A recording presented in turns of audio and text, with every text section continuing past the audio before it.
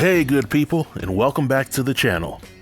It's a beautiful Sunday today, and I'm happy to share my thoughts and feelings on episode 2 of the new OWN series, Marry Me Now. Now I know some of you have already seen my review of episode 1 of the show, and you know that I felt the show was pretty much fake. Well, after seeing episode 2, I can honestly tell you that the show is still fake, but definitely not as fake as the season premiere. So for the purposes of this review, I'll give a brief, and I do mean brief, recap of what happened in the episode, followed by my thoughts on what happened, and I will end the video by giving my honest rating. So without any further delay, let's jump right in. Episode 2 of Marry Me Now focuses on Shauna and Brandon. They live in Texas. They've been together for 7.5 years, and throughout that entire time, they never really talked about getting married. That's right, folks, you heard me correctly.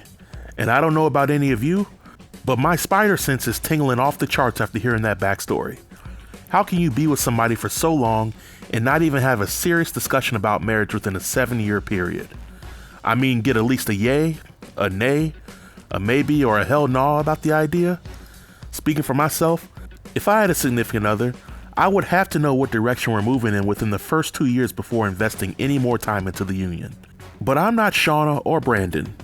And because this show is called Marry Me Now, Shauna comes up with the bright idea to work with the host Rebecca in making Brandon think he's on a reality TV show called Man My Cave, when in actuality, she's going to spring a surprise marriage proposal on him. Oh, and did I forget to mention that according to Shauna, Brandon is someone who doesn't make impulsive decisions, and he's pretty methodical in his approach to things? So what on earth could possibly go wrong with this amazing and intricate plan? Apparently a lot. But we'll get to that in a little bit. Shauna, with the help of host Rebecca, meet up with several friends and family members to break the news. They first meet with Brandon's 2 aunts, who seem shocked but relatively calm about the news. But when the aunts are asked if they think Brandon will say no to the proposal, they hesitate before ultimately replying that they think he would say yes. And in the back of my mind, I'm thinking they hesitated to answer because they didn't want God to strike them down for lying. Because logically speaking, everything Shauna said about Brandon leading up to this point hints that he wouldn't be fine with any of this. Shauna breaks the news to her estranged mother as well as her friends, and they all seem to be on board with this foolish plan. But then we meet Brandon's father, who seems to be the only person outside of Brandon who has some sort of sense on this show. Shauna tells Brandon's father about her plan to propose, and the father looked pretty confused, wondering why Brandon wasn't the one who proposed. The father seemed to support Shauna until she told him that the wedding would be the same day as the proposal.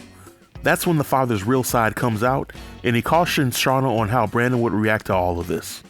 Shauna then asks the father for advice on what to do, and the father essentially replies, "You did everything else, so why are you asking me for help now?"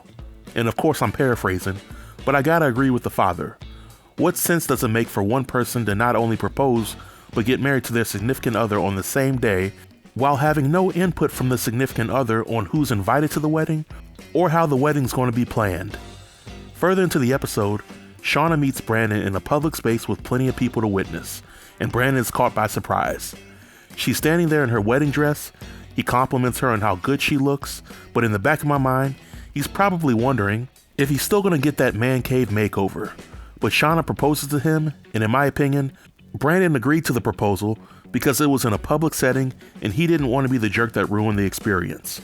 But when Shauna told him that the wedding would be on the same day, you could see that Brandon was just starting to process it all, but he instinctively agreed to do so.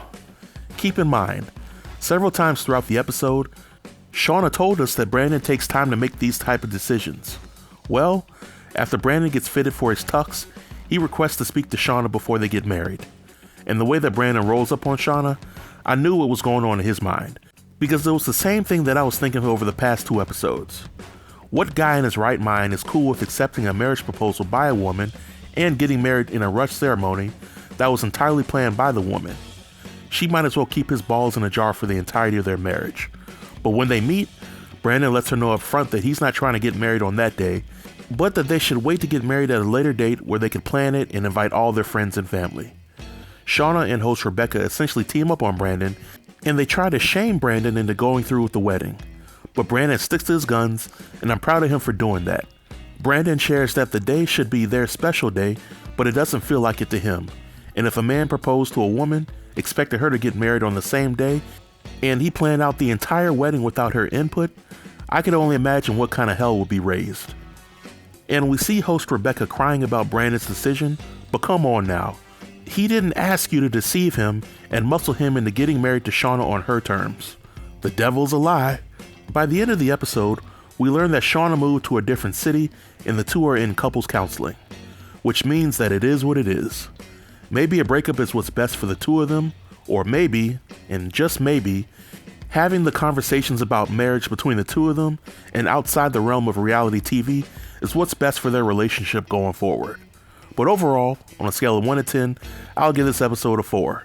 It seemed more believable than the last episode, but in my opinion, there's absolutely no way that the show like this could continue past the first season unless the showrunners hire paid actors or the showrunners enjoy ruining relationships. But this marks the end of my review.